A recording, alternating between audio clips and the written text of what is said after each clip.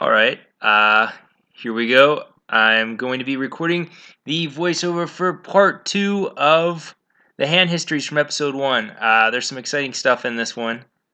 A couple possibly misplayed hands, a couple lucky spots. I don't suck out on people. That doesn't happen, so you won't see any of that. But I already had this done, but the mic settings were wrong on the webcam here. So we're going to do it now and try it again. Apologize for the poor lighting. Let me just get right into this. Okay, first hand, session at Bally's. Ace 5, offsuit, under the gun +2.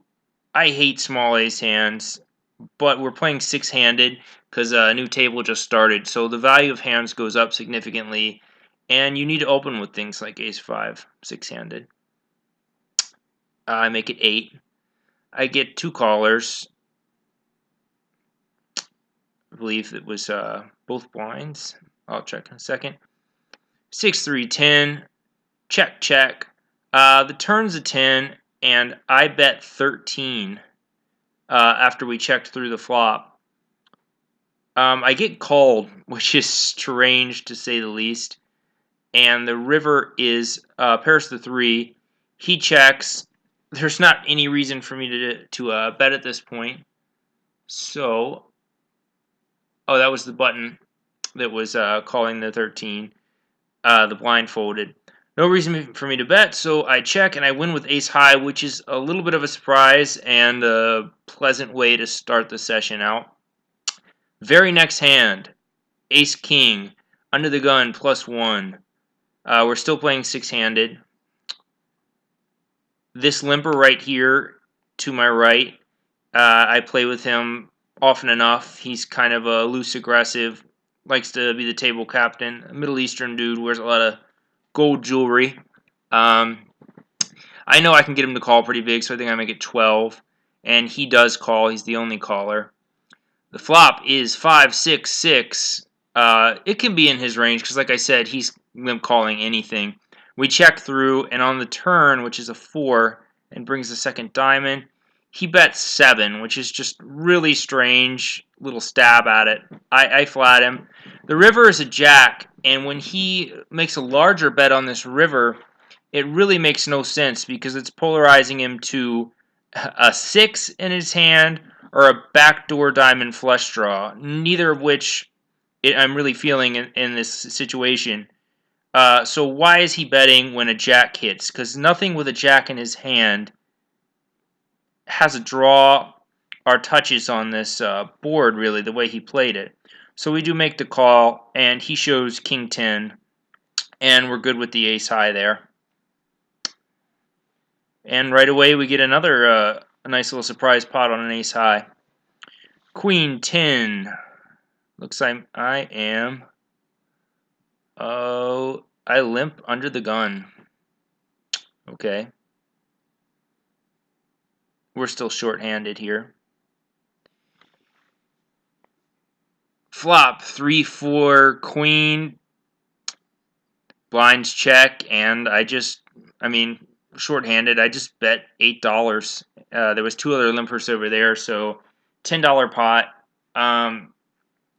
You can do other. You can check call here, pot control out of position, but short-handed, I think it's okay just to lead and win. All right. 10-10.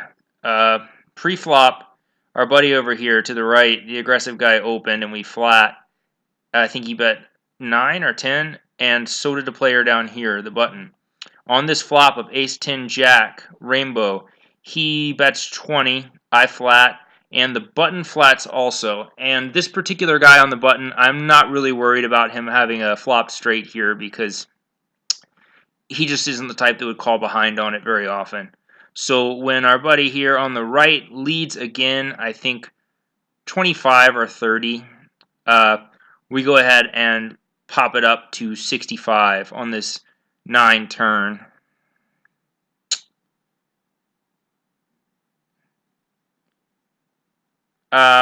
Button folds as expected. And the pre-flop better, he does actually end up folding here. And he says he will tip the dealer if I show him. So I think I show him.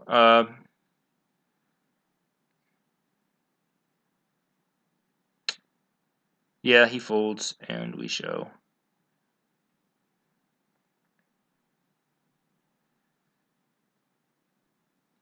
Okay, 410 offsuit on the button.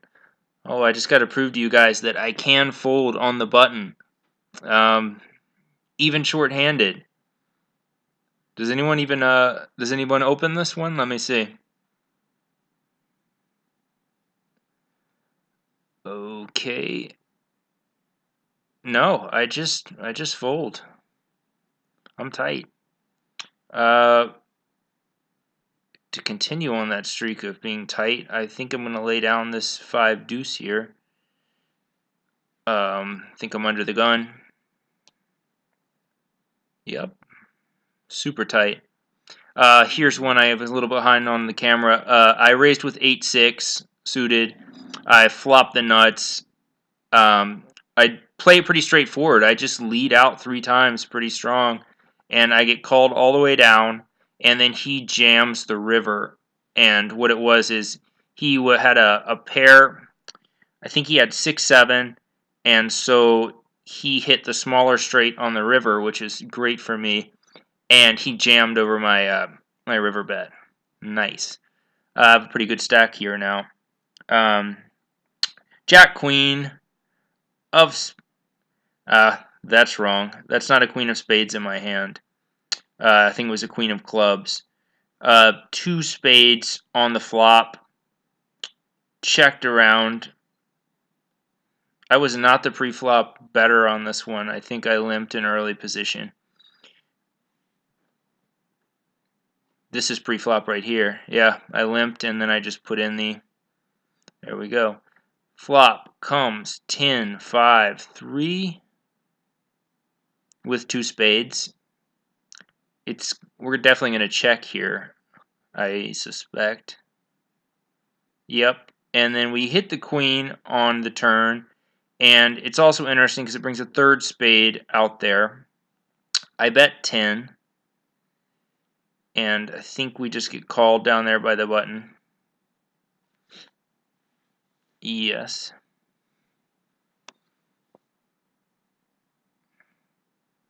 Other guy folds.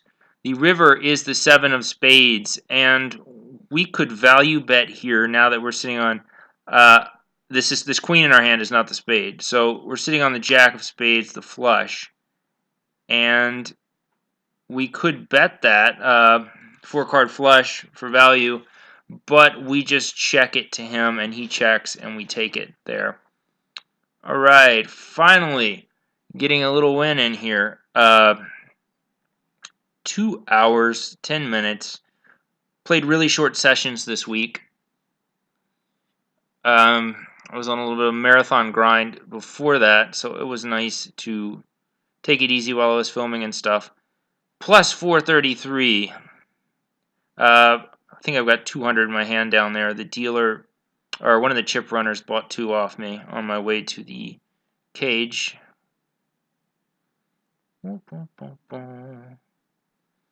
Let's get more like that.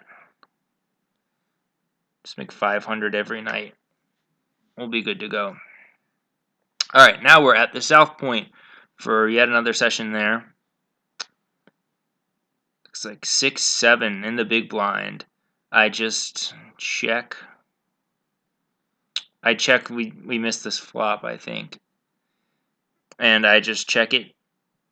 I think we're still missing this turn. Someone leads and we fold. Not too exciting. That was just the first hand there.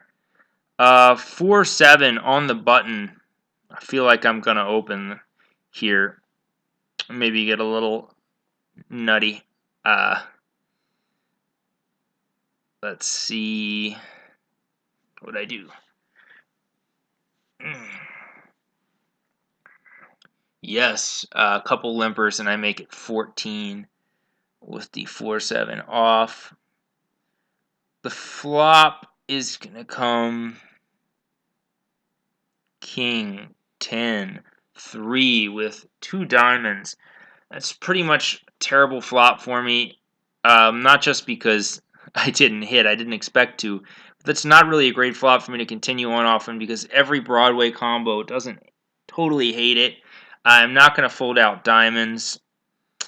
So it's check to me, I believe. No, yeah, it's check to me, and I check behind. The turn is a 9 of diamonds, bringing the flush. Under the blind leads out 15 and gets raised to 30, and I just fold. So we're out 14 on that hand. It just didn't come together for me, and I didn't want to get too crazy like I have a habit of doing early in sessions. 7 Jack on the button. This is a weird one. I just limp, and I don't like that. It should be a fold or a raise. There's not really a reason to limp a 7 Jack on the button. I think there was a couple players in front. It gets raised to something small like 7, and at that point, I put the money in, farther complicating a bad decision pre-flop. Flop is ace 9 5. I don't have the suits here, but pretty much this guy has a $10 lead and is called, and we fold, and I'm unnecessarily out money where I should have just probably dropped that one.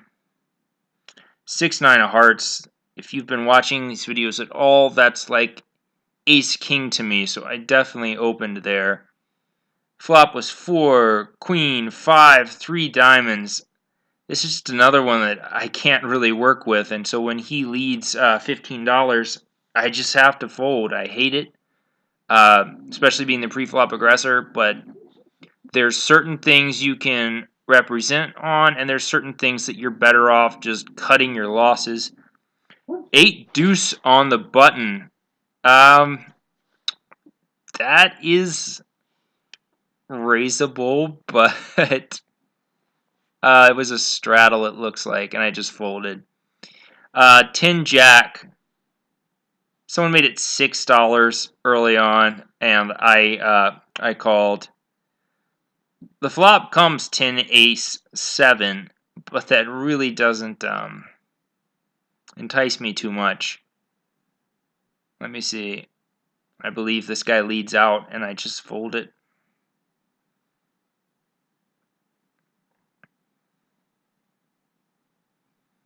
Yeah, okay, yeah. This guy leads out like $60. He was under the gun, he raised to 6. And I called him with the Jack 10, hoping he was going to punt in on a flop we connected with, but I'm just not calling $60 there with the ace, especially with one player behind me. 7s. I make it $7 with the 7s.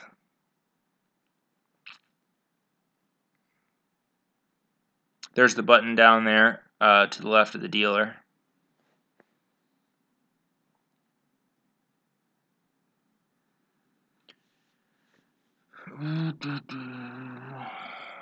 Okay, everyone just folded. That wasn't very exciting at all. King 10. I should be... this is another hand that... Look, I'm in the cutoff. I should be raising with this hand if I'm going to play it. But... let me see if she gives me change here. This might have been a straddle hand. Nope, I just limped 2. I don't like that at all. I'd rather just fold, but usually, to be honest, I'm going to be raising there from the cutoff with King 10. We do hit the 10 on the flop, along with a queen and a deuce, rainbow. We check it, because we have position here. We don't need to bet. And when it checks, I believe it checks back around to us, and at that point, oh, I'm wrong. This guy bets $23. There's no way I'm calling here. And he bets it out of the blind. I just, looking at that board, there's not really anything that he bets there that makes any sense that's not crushing us or that has a chance of folding. Oh, check it out. We hit quad 7s again, just like part 1. This time only 1 in our hand. This guy opened in the small blind to $8 or 9, and I called with 5-7 diamonds, which I'm never folding with position on the guy. We had one other caller. I think it was like, yeah, I would call like $16 in that position on that guy there. He said he had aces. He fired every street as I ran into quads, and we just stacked him, and then he complained for about 20 minutes while he punted off another buy-in about how bad me and everyone at the table were and how I should never call their pre-flop. It's a good time. Sevens again here, and it was straddled under the gun. So I just call, and I believe the end of the gun straddle puts like 35 more on it, and I just fold. I hate limping, whether it's a straddle or unopened. I hate limp folding, but there are certain spots where it just needs to be done. I'm on the button with 7-8 off. I'm probably going to open this hand if it comes around to me. But I've been playing weird this session. I've been limping a lot more than usual. It's not something I like to get into the habit of. I limp on the button. I am playing like a big vagina.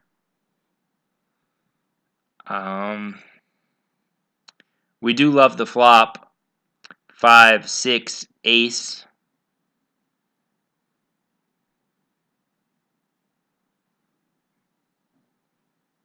The short stack down here, I think he's under the gun +1. He leads 15. And I make the call there.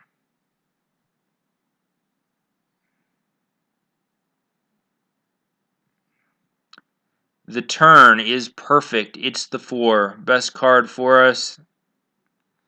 Nothing else possible. He looks like he wants to bet. I tell him to be careful, and he checks. I think I make it 30 here, and he only has about 65 behind.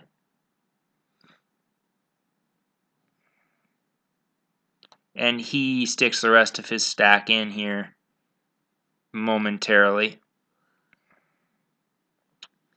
And his hand was 5-6. He did flop bottom 2 pair. The 3 on the river doesn't change anything. And we got the nuts. Stacking short stackers. That seems to be my my MO here.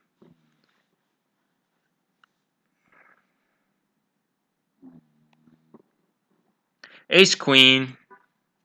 I'm going to I'm in the cutoff again. Definitely betting here over 1 limper to my right. I make it $17. I must have had a feeling he was going to call it. This is a regular I play with. He checks dark. I check behind. Never check behind. There's nothing of value to it at all. I do it because I have a kind of cordial relationship with this guy to my right, where he's a reg who is a losing player that just enjoys the game, and he likes to see cards. He takes it personally offensive sometimes if he can't. And as long as I'm on good terms with him, he'll just call me light in a lot of spots and just feed me money, which is also why I show him the hand here.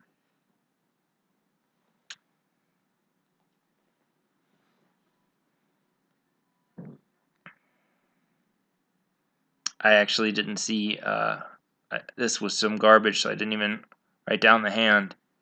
It was like 3-8 or something, and I folded. 8-9 of hearts. 8-9 is my favorite hand in poker.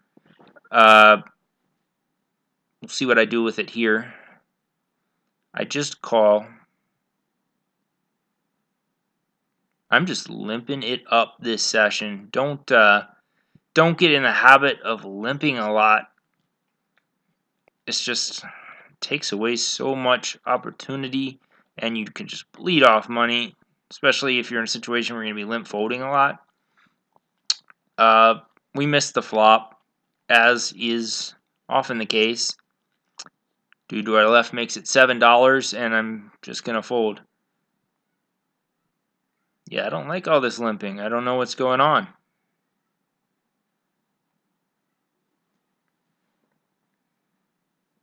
That was just a little junk hand we folded. Done again. Another short session. 3 hours and 15 minutes. I think we made like 250 bucks. Let me see. So slow. Oh, 297. Another decent short little session. Starting to turn things around for this episode. I think we were pretty break even in the hand histories part 1 there.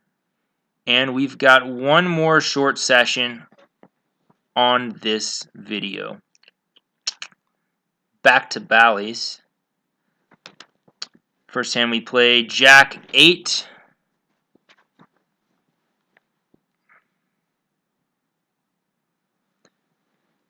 Five, six, 7, 8. Open for $8. Trying to see my position here. I need to start writing that down. I believe this is a hand that played a little strangely.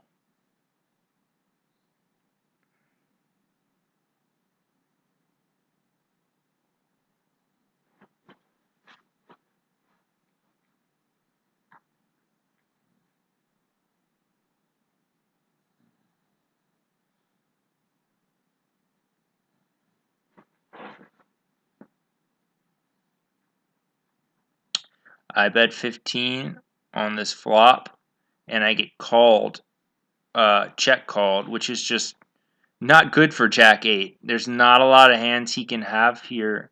There's not a lot of hands that he can have there that I'm beating. So I check behind on the river, and my Jack is good. 10-7 of diamonds. Once again, if you've been watching these videos, you know that that's like queens to me. I am in the blind here, though, so not going to get too crazy. Button makes it $7. $8. Oh, $7. I call the 7. I think we have one more caller down there. I check on a 2, Jack, 4 flop. He checks behind. So does the other guy. I check on this 9. So does the other guy. And the river's a 6. No one has shown any interest in this, and they genuinely look like they're just not into it. So I bet $4 out with my 10 high. I should bet something like 12, but this was a weird situation where I was playing on a showdown that happened earlier where I had bet 4 on just really thin value, like bottom pair, and it was called by ace high. So I suspected that that might work with the button. And I knew the other guy wasn't going to look me up with like ace high with a player behind him. So we won like a $22 pot with our little $4 lead on the river.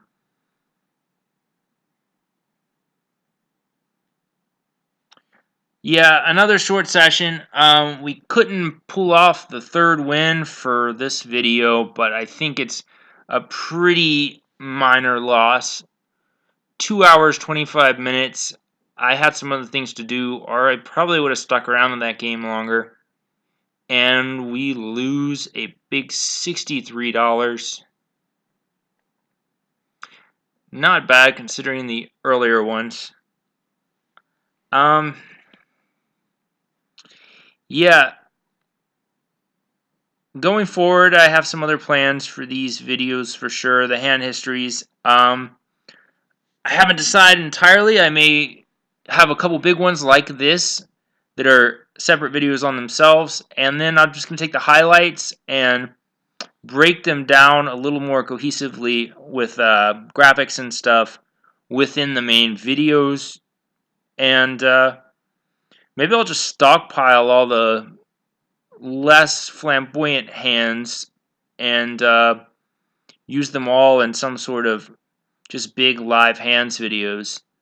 But thanks for watching. If you have any questions about the hands, let me know. We'll try to improve on the quality of these ones going forward. and subscribe. We should have some cool stuff coming out after the weekend. Thanks a lot.